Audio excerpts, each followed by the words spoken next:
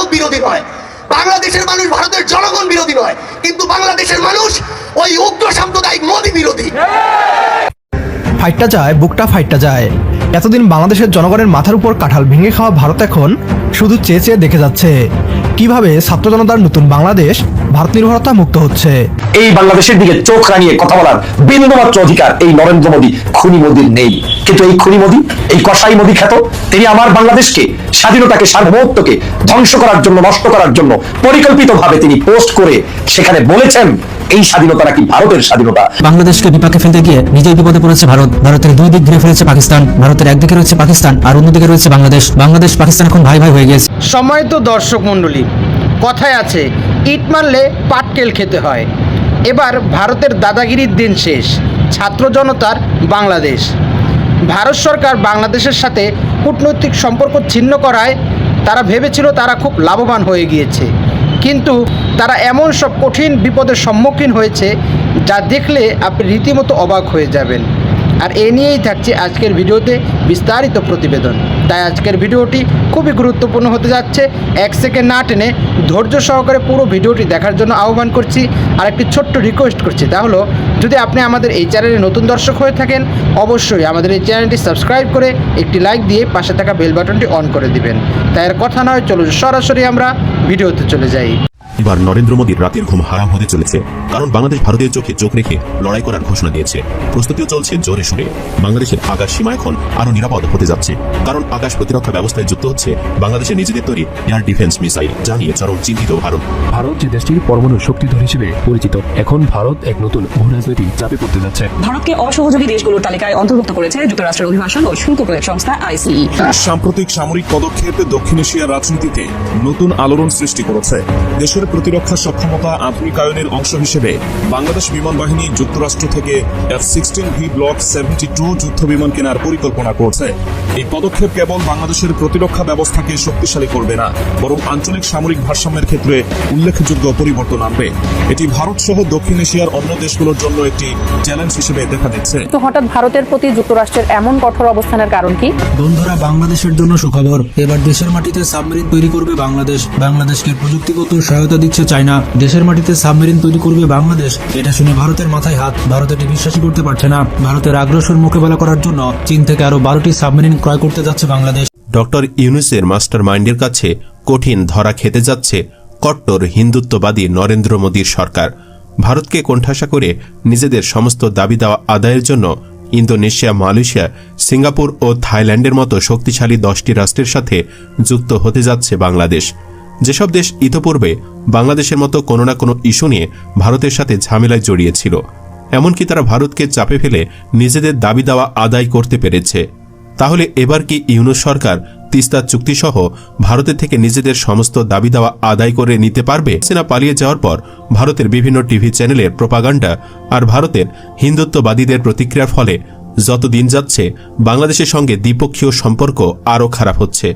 সর্বশেষ এই সম্পর্কে জ্বলন্ত আগুনে ঘি ঢেলেছেন উগ্রদেশের উগ্র প্রধানমন্ত্রী নরেন্দ্র মোদী, যিনি পাকিস্তানের বিরুদ্ধে বাংলাদেশে বিজয়কে নিজেদের বলে দাবি করেন। ভূ রাজনৈতিক দিক থেকে ভারত বাংলাদেশের চেয়ে অনেক বড় হওয়ায় সাধারণত ক্ষতি হওয়ার কথা ছোট দেশের, কিন্তু ভারত যেভাবে একমুখী বাংলাদেশ থেকে সুবিধা নিয়ে গেছে, তাতে সম্পর্কের এই টানাপোড়েনে ক্ষতি হবে ভারতেরই। বাংলাদেশ যদি ভারতের সাথে আপোষ না করে, এই আগ্রাসী ভাব ধরে রাখে, তাহলে দেশ স্বনির্ভরতার পথে এক ধাপ এগিয়ে যেতে পারে। খারাপ সম্পর্কের কারণে ভারতের কোন কোন দিক থেকে ক্ষতি, সে বিষয়ে কিছু কথা বলবো। প্রথমে দেখি বাণিজ্য।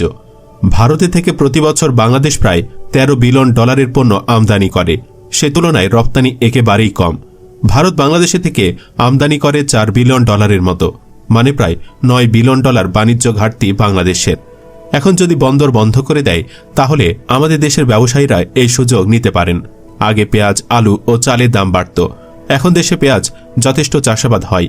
এছাড়া বিকল্পভাবে পাকিস্তান থেকে সরাসরি জাহাজ আসা আমাদের বিকল্প পথ বাড়িয়ে দিয়েছে, যা ভারতের জন্য অনেক বড় চিন্তার বিষয়। এই বিকল্পের পথে এতদিন নরেন্দ্র মোদীর স্ত্রী খ্যাত শেখ হাসিনা না হাঁটায় আমাদের ভারতের আজ্ঞাবহ হয়ে থাকতে হতো। রোহিঙ্গা ইস্যু থাকলেও পাকিস্তানের পাশাপাশি আমরা যদি মিয়ানমারের সঙ্গে বিকল্প ব্যবস্থা করতে পারি, তাহলে ভারতের চেয়ে অনেক সস্তায় খাদ্য পাওয়া সম্ভব। ভারতে রেমিটেন্স যাওয়া দেশগুলোর মধ্যে বাংলাদেশের অবস্থান চতুর্থতম।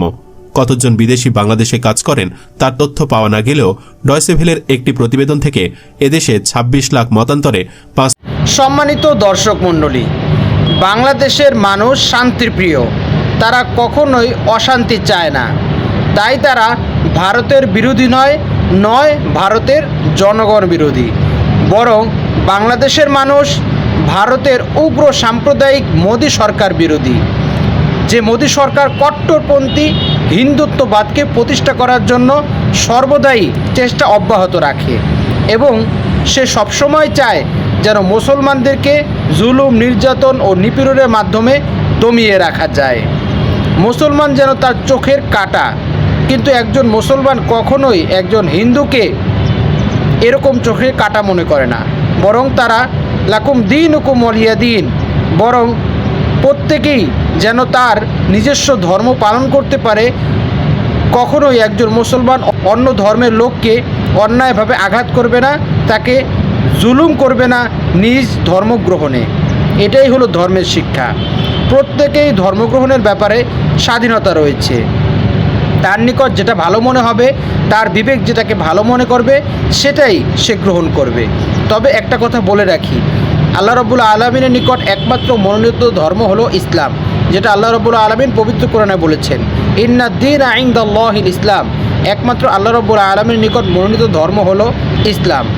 কিন্তু মোদী সরকার তার ধর্মকে শ্রেষ্ঠ মনে করেন এবং এই হিন্দুত্ববাদের প্রচারের জন্য অন্য ধর্মের লোকদের উপর এমন সব জুলুম নির্যাতন চালান, যেটা ব্যক্ত করাও দুঃসাধ্য। অপরদিকে বাংলাদেশের সাথে কূটনৈতিক সম্পর্ক ছিন্ন করায় তাদের কপালেই এখন বিপদের অন্ধকার নেমে এসেছে। কেননা তারা ইতিপূর্বে যে সমস্ত দেশের সাথে সম্পর্ক ছিন্ন করেছে বিভিন্ন ঠুনকো ইস্যু নিয়ে, সেই দেশের সংখ্যাও কম নয়।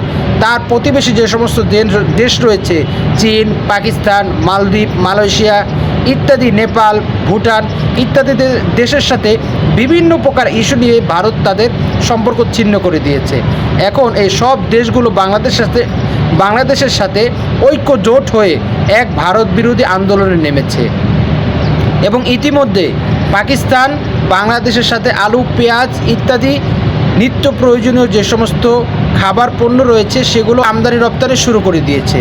ভারত বাংলাদেশের এই সংকটময় পরিস্থিতিতে পাকিস্তান বাংলাদেশের জন্য তাদের সমস্ত ভিসা উন্মুক্ত করে দিয়েছে, যাতে বাংলাদেশ নির্দ্বিধায় আমদানি রপ্তানি ক্ষেত্রে বাধাহীনভাবে চিকিৎসা খাত, আমদানি রপ্তানি সকল ক্ষেত্রে যেন পাকিস্তানের দরজা বাংলাদেশের জন্য খোলা হয়ে গিয়েছে। বাংলাদেশ মানুষ যেন নির্দ্বিধায় পাকিস্তান থেকে এই সমস্ত সেবা গ্রহণ করতে পারে এবং আমরাও যেন পাকিস্তানের যে কোনো সমস্যায় তাদের পাশে দাঁড়াতে পারি। এটাই এখন সামনে দেশকে উন্নতির পথে এগিয়ে নেওয়ার জন্য একমাত্র কূটনৈতিক কৌশল ছাড়া ভিন্ন কিছু নয়। এবং এর মাধ্যমেই আমরা আশাবাদী যে বাংলাদেশ দিন দিন ছাত্র জনতার এই বিপ্লবের মধ্য থেকে যে বাংলাদেশ অর্জিত হয়েছে, সে বাংলাদেশ তার কাঙ্ক্ষিত লক্ষ্যে পৌঁছে যেতে পারবে। সম্মানিত দর্শক মণ্ডলী, আজকের এই ভিডিও সম্পর্কে আপনার কি মতামত, অবশ্যই আপনার সেই মূল্যবান মতটি আমাদের কমেন্টস বক্সে জানাবেন। আর আজকের এই ভিডিওটি যদি আপনার ভালো লেগে থাকে, অবশ্যই ভিডিওটি একটি লাইক দিয়ে শেয়ার করে দিবেন। আজ এই পর্যন্ত সকলে ভালো থাকবেন, সুস্থ থাকবেন, নিরাপদ থাকবেন, এই আশা ব্যক্ত করে আজকের ভিডিও এখানেই শেষ করছি। আমিন ওয়া আখিরু দাওয়ানা আলহামদুলিল্লাহি রাব্বিল আলামিন। আসসালামু আলাইকুম ওয়া রাহমাতুল্লাহি ওয়া বারাকাতুহু।